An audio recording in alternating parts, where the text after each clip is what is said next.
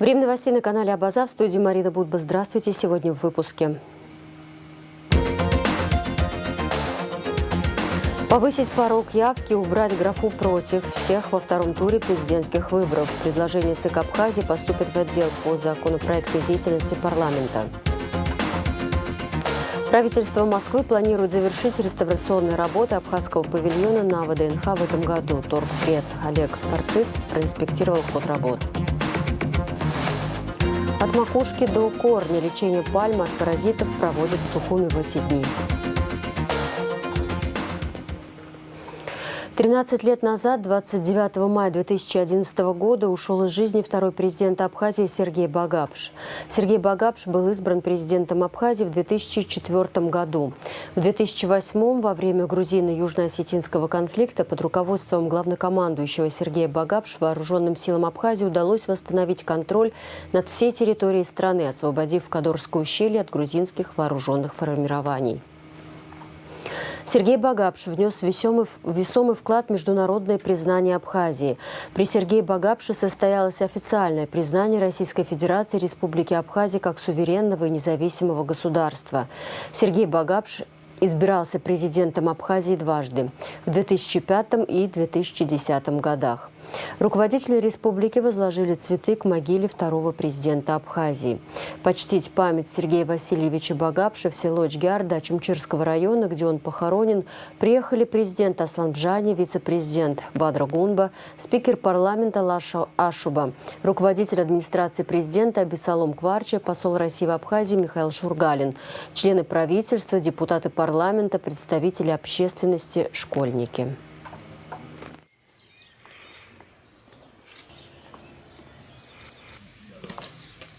Если кому-то можно применить в отношении государственных деятелей, выдающихся государственных деятелей, это Владислав Ардзинба и Сергей Васильевич Багапш.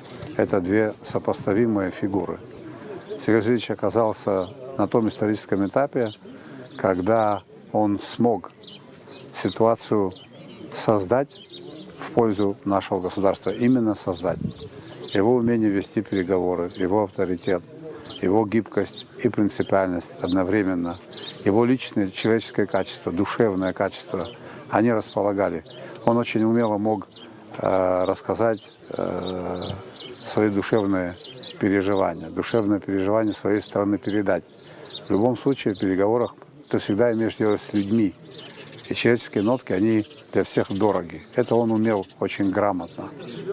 А боевые действия могли развернуться совершенно по-другому в 2008 году. До 2008 года около 10% территории Абхазии было оккупировано грузинскими вооруженными силами. Мы эту территорию не контролировали. Только в 2008 году удалось обеспечить суверенитет на всей территории Абхазии. Проведенные вот эти исторические события, все это было плодом мысли Сергея Васильевича Багапша, его умение убеждать наших российских друзей, и они ему доверились, и вот такая история состоялась. Поэтому, конечно, в его лице мы потеряли, это невосполнимая утрата. Я очень часто его вспоминаю, и очень сильно сожалею, что его нет сегодня здесь вместе с нами.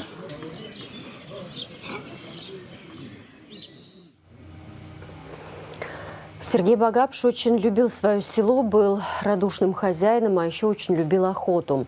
В нашем архиве сохранился репортаж с воспоминаниями о Сергее Васильевиче от людей, которые знали его как жителей села Эчгиарда и хорошего соседа. Так уж сложилось в течение долгих времен, что за служебной, публичной составляющей жизни большинства высокопоставленных государственных деятелей мало кому известной остается иная ее часть. Та, что принято называть хобби или увлечением. Для Сергея Васильевича Багапша с ранней юности главным и любимым занятием на отдыхе стала охота. И охотником он был, судя по воспоминаниям тех, кто выходил с ним вместе на охотничью тропу, страстным, азартным и умелым. Интересно было, конечно, охотиться с ним, находиться рядом, смотреть, на его профессиональную охоту, любовь к собаке, к природе. Конечно, не за значит, дичь, значит, не настолько, насколько, значит, сам процесс его, значит, увлекало, конечно. Всегда говорил, когда-то придет время на отдых, буду находиться в селе, в Жгерде, буду чаще выходить, конечно, в сезон охоты, значит, будем, мол, чаще видеться. Я, честно говоря, значит, занимаюсь ястребиной охотой. Ну, он с ружья и здорово стрелял. Во все мероприятия, что связано с охотой, он всегда был инициатором. Встречали, значит, мы открытие сезона, обязательно он присутствовал.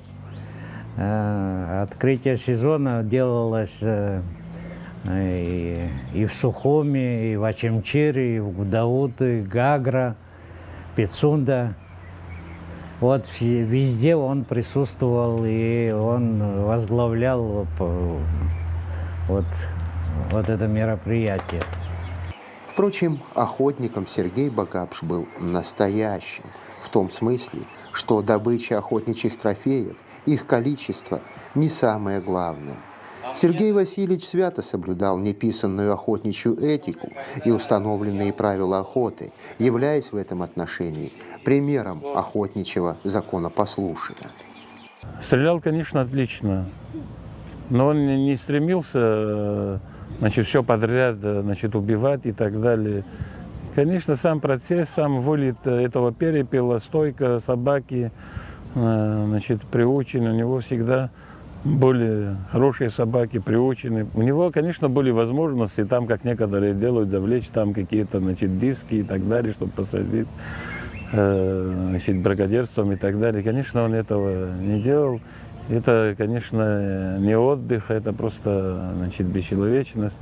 Он всегда придерживался к нормам охоты. Как я выше говорил, его, значит, удовольствовал сам процесс. Некоторые как можно больше пострелять, как можно больше поймать, а он таким не был. Вот он походил, поохотился, ну, 5-10 штук, если он убьет, постреляет, и он этим довольствовался. Ну, не все такие, это многие, которые, значит, чем больше, тем лучше, вот так считали. Вот, а он совсем, ну вот, удовольствие получил, и, значит, ему это хватало. Главное же для Сергея Багапш, как охотника, было, конечно же, возможность побывать на природе, возможность пообщаться с коллегами по увлечению. Именно роскошь человеческого общения Сергей Васильевич и ценил превыше всего. При этом среди охотников был он равным среди равных, никогда и ни в чем не проявляя своего статусного положения. И в традиционных охотничьих посиделках не боялся становиться объектом принятых в этой среде розыгрышей и подначек, и ему, как каждому истинному охотнику, присущи были свои индивидуальные чудачества, вошедшие в абхазский охотничий фольклор. Ну, конечно, шутки бывали, значит, кто там больше, значит, поднимет перепел, а кто промахнется. Ну, как в народе говорится, больше всех, значит, любят хвастаться охотники и так далее, как там тычь у него, значит, как промазал или не промазал. Были, значит, конечно, моменты, сейчас, не знаю, я вспомню, не вспомню, значит, но бывало, когда гости приезжали с гостями, значит, Сергей Васильевич, ну, конечно, и не обходилось и без 100 грамма. Значит, естественно, это утреннее время, значит, как понимаете, 100 грамм, оно как-то расслабляет человека и душу выкладывал. выкладывал, были анекдоты, шутки. Очень простой, очень дружеский, товарищеский. В общем, я не знаю, вот, как сказать, ну, очень простой. Ну, как все мы охотники, вот, и вот так вот он себя вел всегда. Мы как-то, значит, были в горах на охоту. Тогда, значит, еще будущим главой администрации Хрипсаджопа, Отар Турнанба, бедный, значит, Царство Небесное, значит, Джумбера, Зухба и ряд ребят. Тогда пристрелил косулю, значит, Джумбера Зухба, значит, ну, шутили мы, что, значит, оно маленькое и сама, значит, и так далее, и так далее. Вот один из обедных вопросов, значит, один из ребят, значит, сказал, что его отец когда-то приобрел индюшку весом 60 килограмм. Значит, конечно, Сергея Васильевича это удивило, не может быть и так далее. Мы там высказали, что если Джумбер Зухба убил косулю под килограмм 600, почему не может быть, значит, индюшка там 50-60. Естественно, он вспоминал, это часто, значит, конечно, значит, шутили. Кто с ружья стреляет, значит, заряжают патроны бекасином, вот, если на перепел идти. А он стал заряжать пшеницей. Вместо дроби, значит, он пшеницу, значит, зарядил и этим вот перепелок стрелял. Человеческая память многогранна, а в истории порой остаются не только парадные моменты жизни руководителя страны. И то, что Сергей Васильевич Багапш останется в памяти многих людей, что называется, без галстука, простым, доступным, веселым человеком, также нужно и важно и для нынешних, и для будущих поколений граждан Абхазии. В нашем эфире после выпуска новостей смотрите интервью Сергея Багапша из архива Абаза ТВ о себе без политики.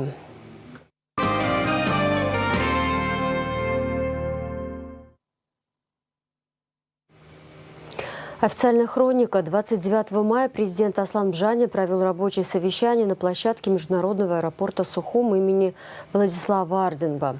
В совещании приняли участие вице-президент Бадра Гунба, первый вице-премьер и министр энергетики и транспорта Джан Сухнанба, а также представители различных служб и ведомств и сотрудники аэропорта. Основной темой встречи стала комплексная реконструкция аэропорта и ход текущих ремонтно-восстановительных работ. На данный момент ведутся работы по реставрации сколов и раковин взлетно-посадочной полосы, герметизация деформационных швов. На перроне начался демонтаж верхнего слоя покрытия. Завершена подготовка производственной базы для размещения складов инертных материалов, начаты их поставки. Также осуществляется монтаж цементно-бетонных заводов, которые будут задействованы в процессе реконструкции. По завершении совещания глава государства осмотрел ход работ на взлетно-посадочной полосе. Президент отметил, что все работы ведутся строго в соответствии с установленным графиком.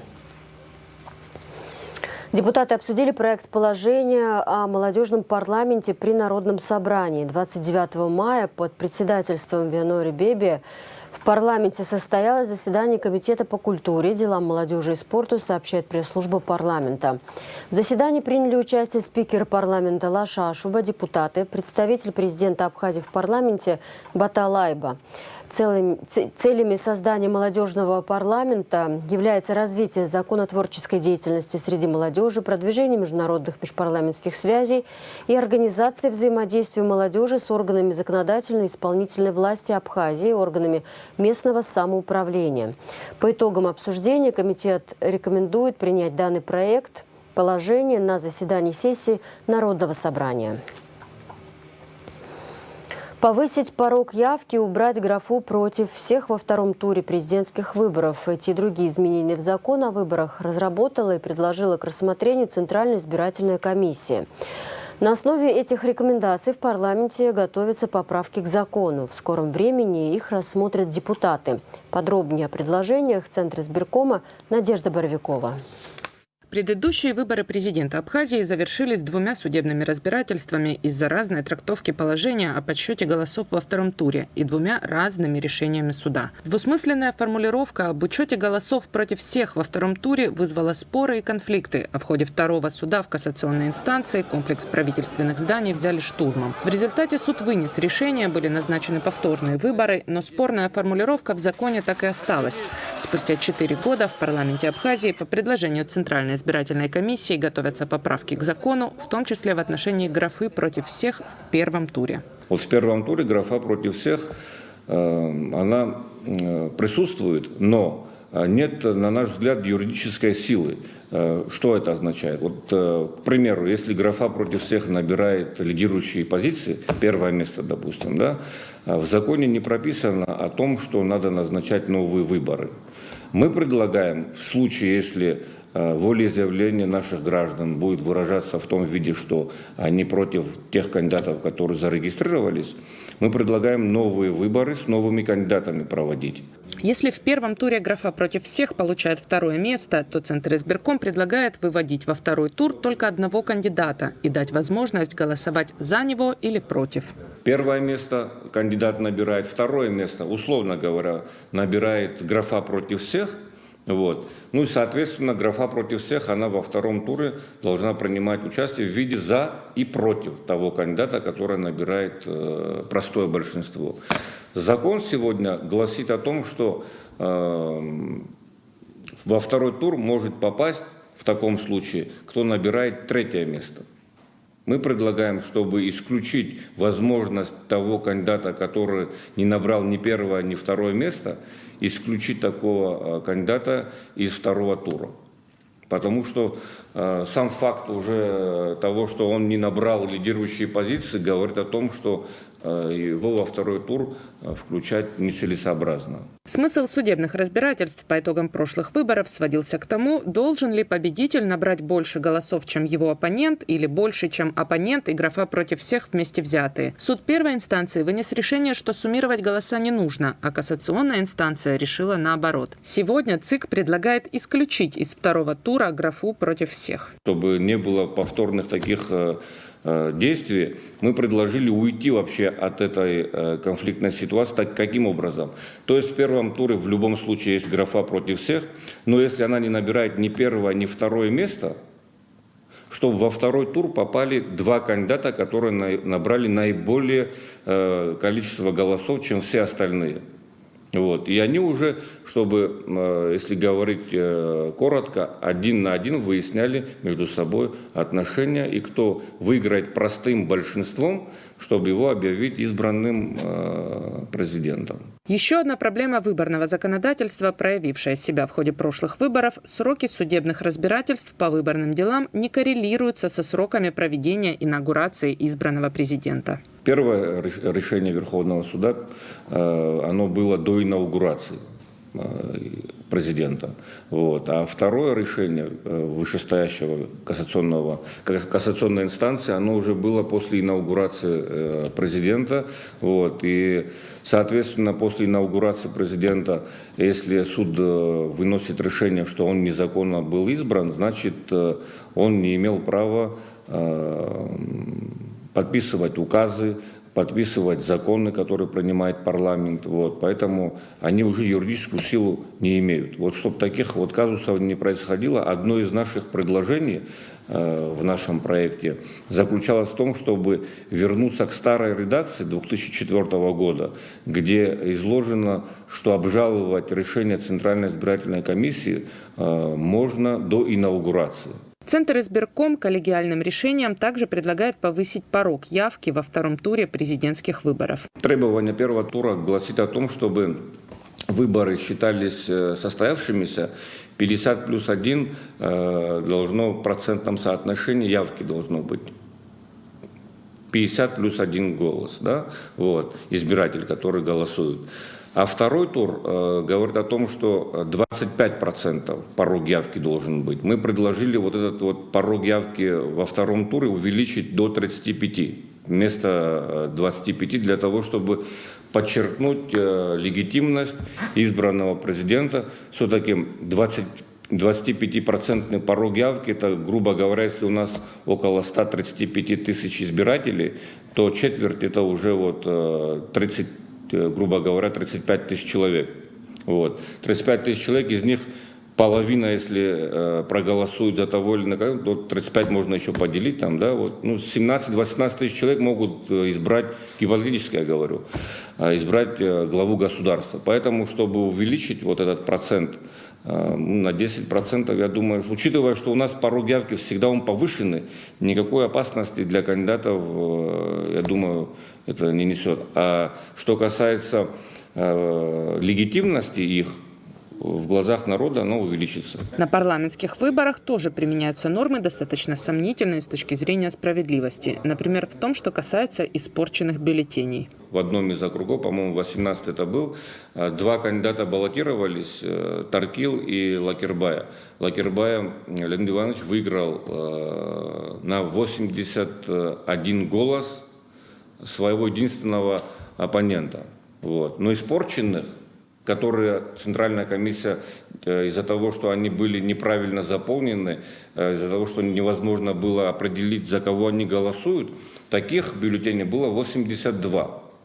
Поэтому победителем мы Лакербая озвучить не могли. Штаб Леонида Ивановича имел право обратиться в суд и обжаловать наше решение, но они хорошо ознакомлены с действующим законодательством, поэтому они, понимая, что мы в законном порядке выносили решение, они не обжаловали наши действия. И для того, чтобы это все упорядочить, надо вносить изменения в законодательство, выборное законодательство. Если у нас будет право подсчитывать голоса по установленным действительным бюллетеням, тогда уже, я думаю, что и правила будут справедливыми. А в текущей редакции мы должны в учет брать и недействительные бюллетени в том числе. То есть испорченные бюллетени тоже мы должны подсчитывать. И кандидат, который набирает первое место, он должен и оппонентов выиграть, и испорченные бюллетени в том числе. Предложения, которые ЦИК направил в парламент, совсем не обязательно будут включены в итоговый законопроект. У самого Центра избиркома права законодательной инициативы нет. В данный момент поправки к закону с учетом рекомендаций ЦИК разрабатываются в отделе по законопроектной деятельности парламента. В течение 2 недель работа будет завершена, и документ передадут на рассмотрение Комитета по государственно-правовой политике.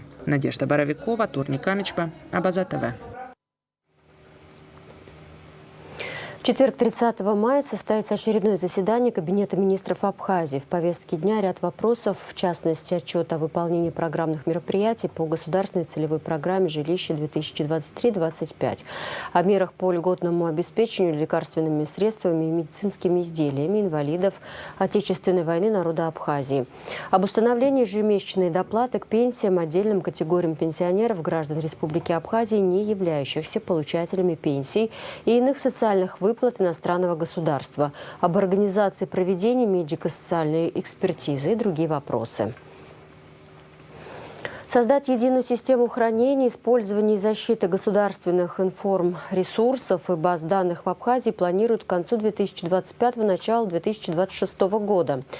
В будущем есть планы по запуску многофункциональных центров оказания госуслуг. Для его запуска необходим центр обработки данных, где будут жить и работать все системные составляющие. Это первые шаги к цифровому государству, сказал зампред Госкомсвязи Роланд Ратия. Программа разделена на 3 этапа и 3 года. Первый и второй этапы предполагают разработку инженерной инфраструктуры, обеспечение центра системами энергоснабжения и охлаждения. Они почти завершены. Третий – установка оборудования, создание программного обеспечения и подготовка специалистов. Заканчивается в 2025 году. Информация правоохранителей: Амирану Гумба предъявлено обвинение в покушении на убийство общеопасным способом по факту перестрелки в Гудауте. Он также обвиняется в незаконном обороте оружия, сообщает Генпрокуратура Абхазии. Расследование обстоятельств дела продолжается. По данным следствия, преступление произошло 3 мая в 11:16 на пересечении улиц 4 марта и Ардзенба. В результате перестрелки 50-летний житель Лыхны Роман Гумба с ранениями был доставлен в больницу. Министр внутренних дел Роберт Киут провел инспекцию работы ОВД Гагры и Гудауты. Смотрите материал пресс-службы МВД. Министр внутренних дел Роберт Киут проинспектировал работу органов внутренних дел Гагарского и Гудаутского районов. Инспекционная поездка генерал-майора милиции Киут началась с территории, прилегающей к контрольно-пропускному пункту ПСО. Министра сопровождал первый заместитель генерал-майор Руслан Ажиба. Во встрече принял участие замглавы администрации Гагарского района Адамур Цышба. В связи с частыми обращениями граждан и жалобами туристов на нарушение общественного порядка и ситуацию с парковкой на территории, прилегающей к контрольно-пропускному пункту ПСО, принято решение передачи автовокзала в ведение администрации района.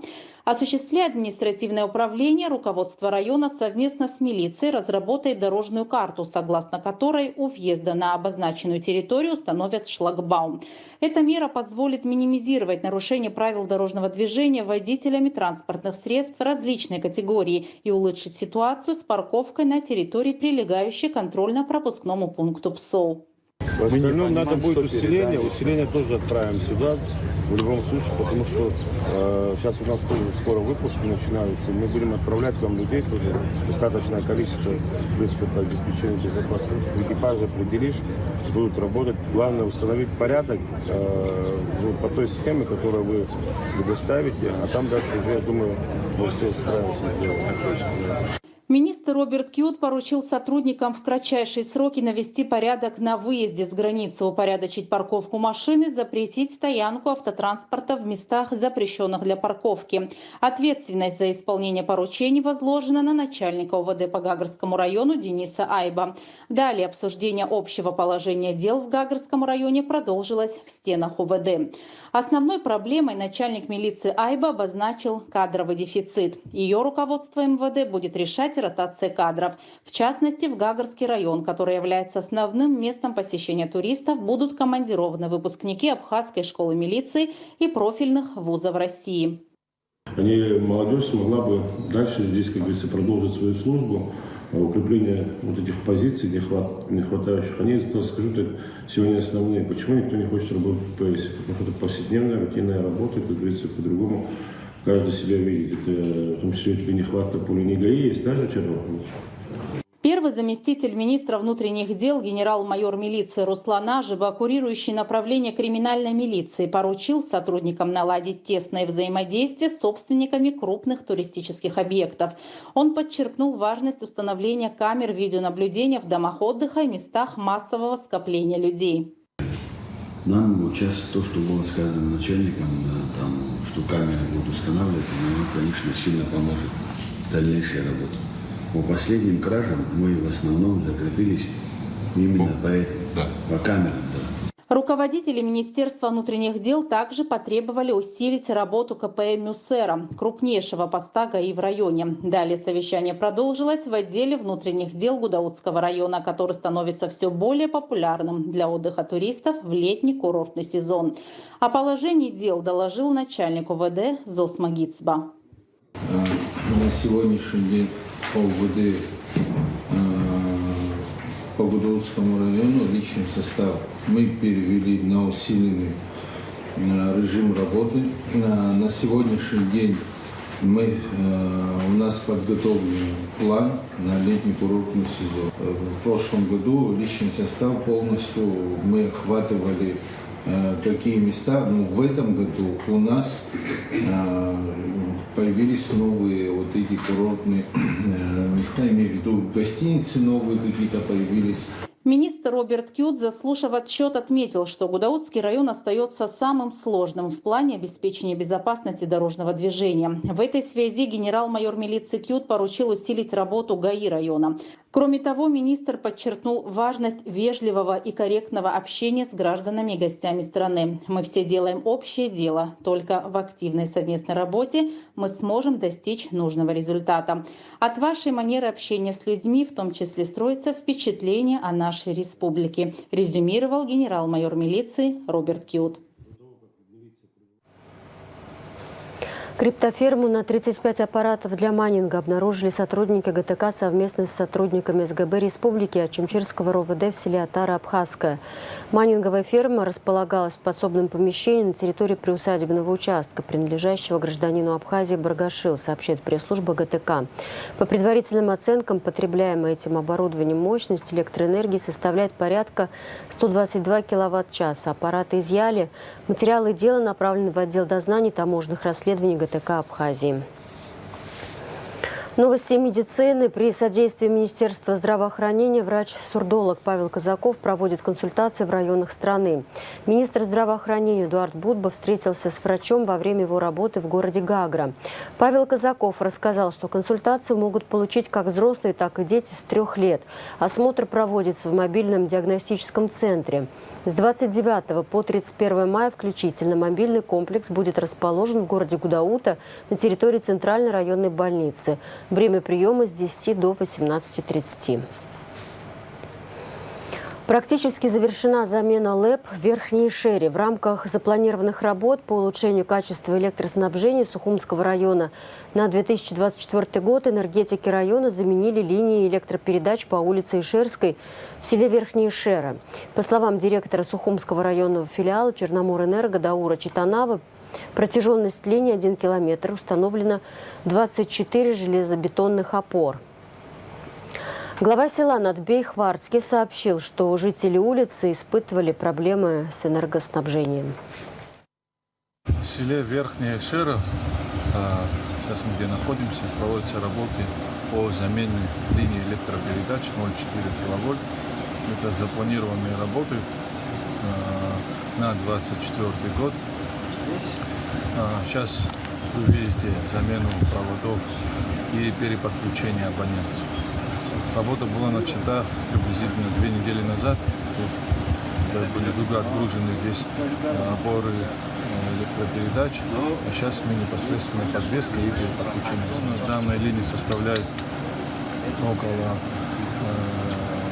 800 метров. То есть и с ответвлениями метров 200. Опор было здесь установлено приблизительно 24 опоры. Ну и соответствующая оснастка и сам провод, самоизолированный провод был приобретен администрацией Сухумского района, а опоры предоставлены Черноморэнерго. Сейчас в данный момент находимся в селе Верхняя Шера по улице Ишерская, которая соединяет Верхний Шера с Нижней Шерой. Ну, это территория на данный момент это 24 хозяйства действующие, можно сказать, где можно зайти и выйдет хозяин из дома, как говорится. Заброшенных домов тоже есть 1-2 хозяйства, которые после войны не появлялись хозяева. Но жители рады, честно говоря, потому что сами видели акациевые столбы, немножко ветхие были уже, устаревшие, срок службы стекло у них. Сейчас на данный момент, благодаря Черноморэнерго, РЭС Сухумского района, администрации Сухумского района, я думаю, что сегодня завершат. Теперь прибавь. 3 раза мотор менял, холодильники промыл, очень сильные были. Ну, думаю, сейчас будет все нормально. Ритинский нацпарк готовится к летнему сезону. 20 мест для пикников оборудовали столами, лавками, урнами. В некоторых даже установили мангалы, сказал в интервью «Спутник» главный лесничий Тенгиз Джергения. Дорогу к Ауатхаре расчистили и будут засыпать щебнем. Там, где можно сорваться с высоты, установили специальные сетки. В местах возможных камнепадов есть специальные таблички. Джергения напомнил, что туристы должны бережно относиться к экосистеме парка, соблюдать чистоту, сообщать о предполагаемых маршрутах и брать с собой проводников.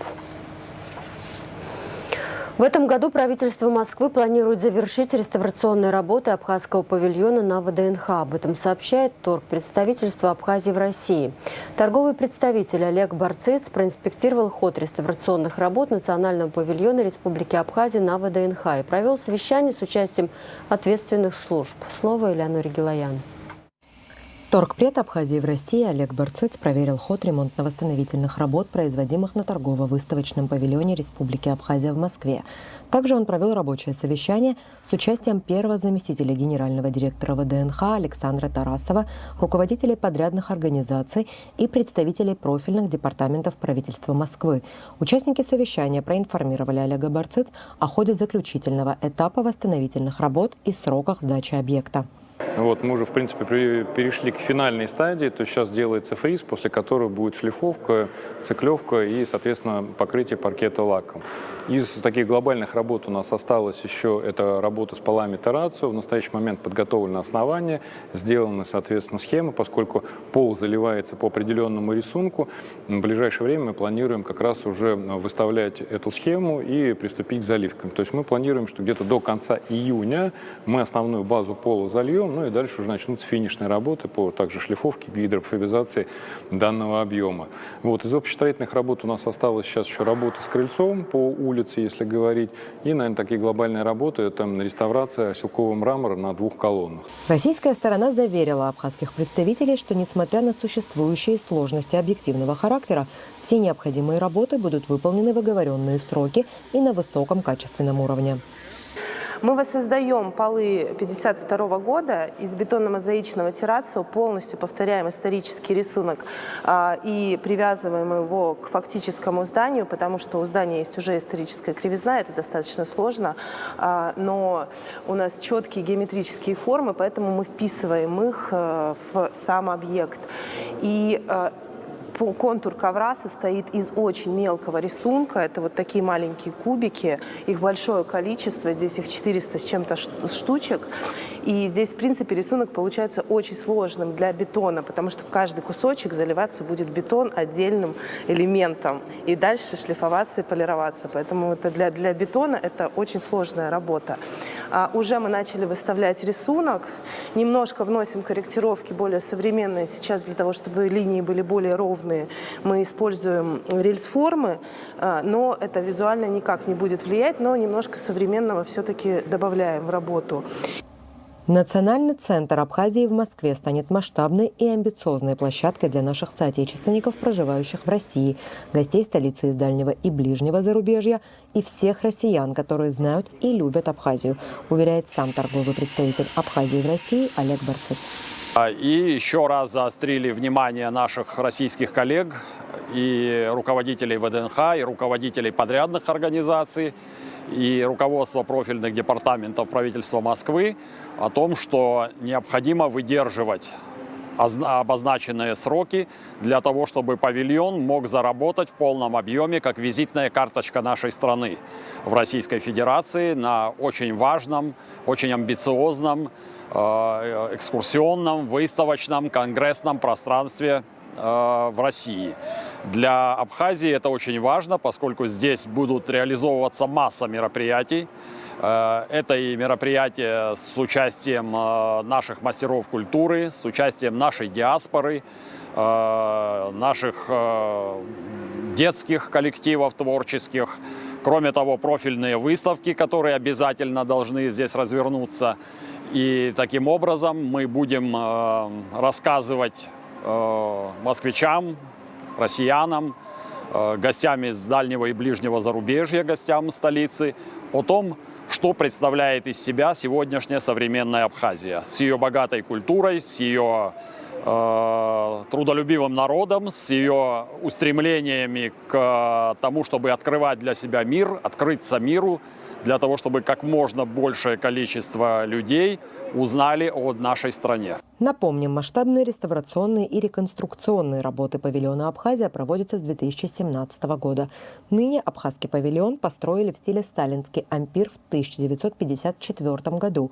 Изначально это был павильон Литвы, с 1964 с упразднением республиканских выставок павильон «Химия». В 2014 году было принято решение о передаче павильона Абхазии. Элеонора Гилаян, Абаза ТВ. Ректорат АГУ, профессорско-преподавательский состав и студенты экономического факультета поздравляют заведующего кафедры государственного управления и менеджмента, доктора экономических наук, профессора, действительного члена Международной академии инвестиций, экономики, строительства, заслуженного работника Высшей школы Республики Абхазия Хуту Мусуратовича Гумба с 75-летним юбилеем. В поздравительном адресе, в частности, говорится: коллектив высоко ценит и уважает вас за высокий профессионализм, неутомимую энергию, принципиальность и требовательность. Лечение пальмы от паразитов проводят в Сухуми в эти дни. От 5 до 10 литров воды с разведенным в ней пестицидом вливают прямо в макушку растения. Делают это только тогда, когда температура воздуха достигает 27 градусов. Так препарат лучше впитывается в волокна ствола пальмы и поражает паразитических насекомых. Другие подробности у Марианны Котовой. 1500 пальм значится в списке администрации столицы, но на самом деле их в городе гораздо больше. Почти в каждом дворе растет одна или несколько неучтенных пальм. И на них экологи выделяют пестициды, а коммунальщики – технику и людей для обработки, потому что даже одна пальма, не получившая лекарства, становится рассадником паразита – пальмового долгоносика. Даже вот собственные вот эти, где рестораны, там кафе у частных, мы туда заезжаем, тоже лечим. Ничего фактически не оставляем, так как мы боимся, что от той пальмы заражение пойдет к другому. Они звонят, просят. Мы даже, бывает, даем им лекарства, когда говорят, мы сами будем лечить, мы даем, и они сами лечат. А так, где мы видим, вообще ничего не пропускаем. До того, как в 2017 году пальмовый долгоносик был обнаружен в Абхазии, пальмы городские хозяйства так тщательно не подсчитывали. Но после того, как Сухум за год потерял 18 подобных растений, на учет поставили каждую. Сегодня пришлось спилить еще одну. Это половина личинки пальмового долгоносика. Именно они поедают ствол изнутри, превращая твердую ткань ствола в труху. Чем тоньше пальма, тем быстрее она погибает. Но и вылечить ее проще. Прямо в точку роста, то есть в макушку, заливается от 5 до 10 литров воды с разведенным в ней пестицидом. Лекарство пропитывает ствол, и паразиты гибнут. Мы выбираем время теплое. 27 градусов должно быть, потому что когда холодно, не помогает. И вот когда жаркие погоды, мы наливаем лекарства, тогда они очень впитываются. Мы наливаем по 5 литров. Есть где 5 литров наливаем маленькие пальмы, а когда большие по 10, по 15. Потихонечку наливаем эту лекарство, и чтобы она впиталась туда, через макушку. Да. Лечение пальм начинает проводиться, как только температура воздуха достигает 27 градусов. Тепло необходимо для лучшей впитываемости лекарства. Поэтому в начале лета с 5 утра до 7 вечера бригада защитников растений буквально ставит капельницы пальмам. В год один раз мы лечим.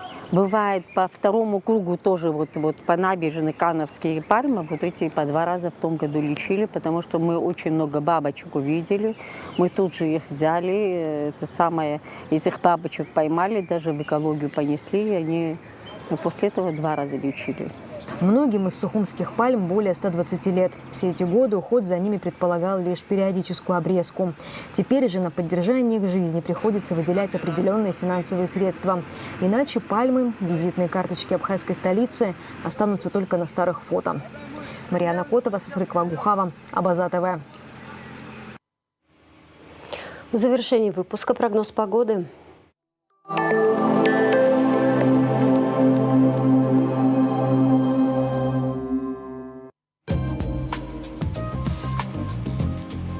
В четверг, 30 мая, в Абхазии ожидается переменная облачность. Ночью ближе к вечеру дождь разной интенсивности, гроза. Днем без осадков. Атмосферное давление пониженное, нестабильное. Ветер умеренный. Температура воздуха днем 19-24. Температура морской воды 20 градусов. Волнение морской воды умеренно значительно. Относительная влажность воздуха 60-80%.